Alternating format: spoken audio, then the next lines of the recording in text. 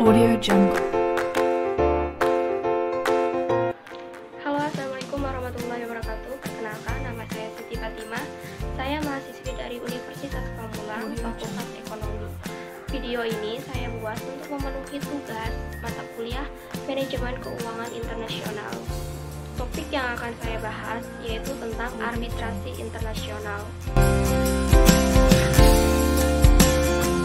Arbitrasi internasional adalah penyelesaian sengketa melalui pihak ketiga yang netral. Arbitrasi internasional mirip dengan litigasi pengadilan domestik, tetapi alih-alih terjadi di hadapan pengadilan domestik, itu terjadi di hadapan para juri pribadi yang dikenal sebagai arbiter.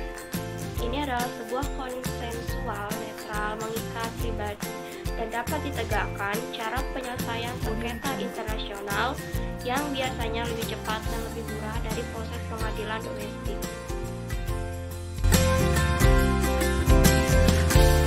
Arbitrasi internasional telah berkembang untuk memungkinkan para pihak dari berbagai hukum, latar belakang linguistik, dan budaya untuk menyelesaikan perselisihan mereka secara final dan mengikat, biasanya tanpa formalitas aturan prosedural dari sistem hukum mereka sendiri. Arbitrasi internasional kadang-kadang disebut bentuk hibrida dari penyelesaian sengketa internasional karena memadukan unsur-unsur prosedur hukum, perdata, dan prosedur hukum umum. Sementara memungkinkan para pihak kesempatan yang signifikan untuk merancang prosedur arbitrasi di mana perselisihan mereka akan diselesaikan.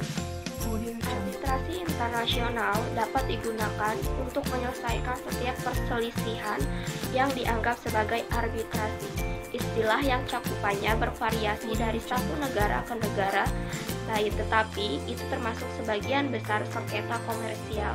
Perusahaan sering memasukkan perjanjian arbitrasi internasional dalam kontrak komersial mereka dengan bisnis lain, sehingga jika terjadi perselisihan sehubungan dengan perjanjian mereka, diwajibkan untuk menengahi daripada mengejar litigasi pengadilan tradisional. Arbitrasi juga dapat digunakan oleh dua pihak untuk menyelesaikan sengketa melalui apa yang dikenal sebagai perjanjian pengajuan, yang merupakan perjanjian arbitrasi yang ditandatangani setelah perselisihan telah muncul. Lalu, apa aturan arbitrasi internasional? Sebagian besar lembaga arbitrasi internasional memberikan aturan yang mengatur penyelesaian perselisihan yang harus diselesaikan melalui arbitrasi. Aturan arbitrasi yang paling terkenal termasuk orang-orang dari Kamar Dagang Internasional atau disebut sebagai ICC, Pengadilan London untuk Arbitrasi Internasional disebut dengan LCIA, Pusat Internasional untuk Penyelesaian Sengketa Asosiasi Arbitrasi Amerika disebut sebagai ICDR, dan Peraturan Pusat Arbitrasi Internasional Singapura atau SIAC, dan Pusat Arbitrasi Internasional Hong Kong atau HKIAC. Arbitrasi investasi sering diselesaikan berdasarkan aturan dari Pusat Internasional Bank Dunia untuk penyelesaian perselisihan investasi atau disebut ICSID, atau Komisi PBB tentang Hukum Perdagangan Internasional Aturan. Banyak arbitrasi yang melibatkan bisnis Rusia berlangsung di bawah aturan Kamar Dagang Stockholm. Utama menggunakan arbitrasi internasional untuk menyelesaikan sengketa daripada litigasi pengadilan tradisional antara lain: pertama, arbitrasi internasional dapat menyelesaikan perselisihan lebih cepat daripada litigasi pengadilan tradisional karena hanya ada banding terbatas dari putusan arbitrasi. Kedua, arbitrasi internasional bisa lebih murah daripada litigasi pengadilan tradisional. Ketiga, arbitrasi internasional dapat memberikan keadilan berkualitas lebih baik karena banyak pengadilan domestik terlalu terbebani yang tidak selalu memberikan waktu yang cukup bagi hakim untuk menghasilkan keputusan hukum berkualitas tinggi.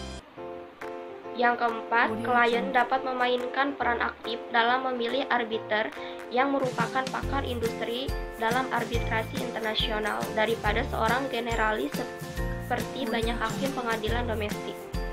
5.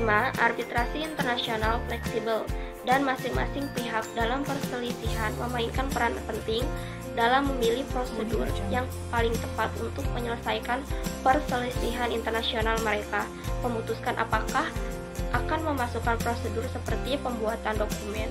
Keenam, arbitrasi internasional dapat bersifat rahasia yang berguna jika para pihak ingin melanjutkan hubungan bisnis mereka atau untuk menghindari publisitas negatif. Ketujuh, arbitrasi internasional netral. Ini sangat penting untuk transaksi lintas batas karena itu menghindari kemungkinan keuntungan pengadilan rumah untuk satu pihak. Selanjutnya yang kedelapan, di negara-negara tertentu, hakim tidak berkuasa secara independen. Dalam arbitrasi internasional, penghargaan harus dibuat secara independen atau tidak bisa ditegakkan. Yang kesembilan, dalam kasus-kasus tertentu, seperti sengketa investor negara, arbitrasi internasional menawarkan solusi satu-satunya untuk pelanggaran terhadap hak hukum.